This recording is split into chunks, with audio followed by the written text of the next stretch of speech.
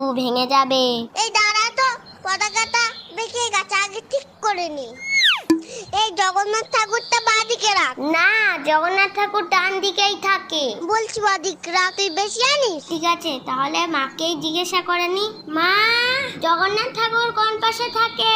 বাঁদিক না ডান দিক? তোমার সামনে থেকে ডান দিকে।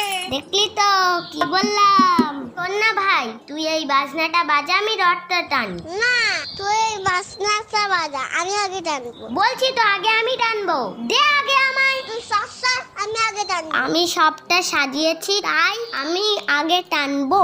না, তুই সর, আমি আগে রথ টানবো। না, আগে আমি টানবো। এই যা, রথটা ভেঙে গেল।